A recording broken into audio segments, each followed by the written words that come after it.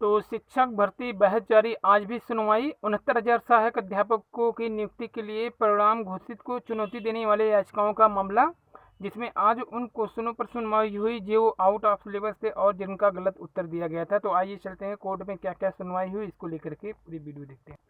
तो आज 11:40 पर लिंक आया। ठीक 5 मिनट बाद अर्थात 11:45 पर बहस प्रारंभ हुआ।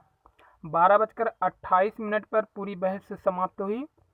कुल 43 मिनट तक चले बहस का बिंदुवार आख्या देखिए क्या है। आज बहस की शुरुआत इस प्रकार हुई कि कल के आदेश में परीक्षा नियामक प्राधिकरण को जवाब लगाने को कहा गया था। आज नियामक के वकील जवाब तो लगाए, किंतु वही रवैया कि हमारे सारे उत्तर सही हैं और छात्रों द्वारा जिन भी प्रश्न को चुनौती दी गई वो गलत है, यही बात कहा गया।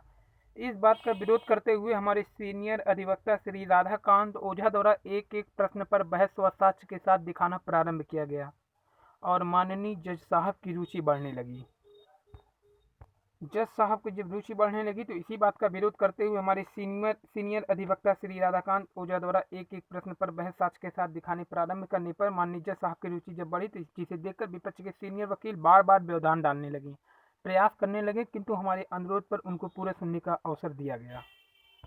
उसके बाद बहस आगे बढ़ती है। फिर हमारे द्वारा कुछ प्रश्नों के साक्ष्य के संदर्भ में कुछ महत्वपूर्ण जजमेंट दिखाया गया। न्याय में पारदर्शिता बनी रहे इसके लिए जजमेंट को विपक्ष को भी नोट कराया गया। माननीय जज साहब के समझ कुल 8 प्रश्न 100% बहस हुई, जिसमें वे हमारे पक्ष में दिखे।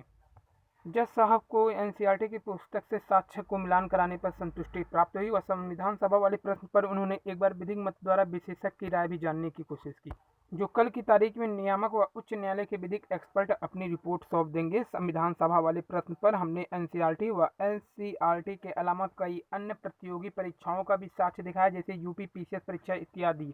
यानी एनसीईआरटी जो कि आपके स्टेट का पुस्तक है उसमें भी यही साक्ष्य है। जो गोरखनाथ वाला क्वेश्चन जो नाथ संप्रदाय से जुड़ा है, कई क्वेश्चन ऐसे हैं जिसमें कि उन्हीं की किताबों से साक्ष्य मिले, लेकिन उसको भी मानने के तैयार नहीं है। तो कोर्ट ने आगामी होने वाले किसी भी परीक्षाओं में अगर ये प्रश्न पूछे जाएंगे तो उस प्रश्न की प्रकृति स्पष्ट करते हुए पूछे जाएंगे, ऐसी मौखिक चेतावनी भी दी है। अब आखिरी बहस आती है आउट ऑफ सिलेबस वाले प्रश्नों पर पिटिशनर को लाभ देना चाहिए। तो इस पर न्यायालय ने कहा हम 1 दिन का वक्त देंगे और जितने जजमेंट दिए गए हैं और जितने साक्ष्य पेश किए गए हैं उन सभी को अवलोकन व अध्ययन करने के उपरांत बिना विलंब किए शनिवार को दोनों पक्षों की पूरी बहस सुनेंगे, जिसके उपरांत ही पूर्ण फैसला देंगे। अगली सुनवाई की तारीख 30 मई है, यानी दिन शनिवार निर्धारित की गई है। कल और आज की बहस के बाद ये लगता है कि जज साहब अभ्यर्थियों के पक्ष में न्यायपूर्ण फैसला ले सकते हैं, किंतु जब तक हमारे पक्ष में आदेश नहीं आ जाता शांति और धैर्य से काम लेंगे।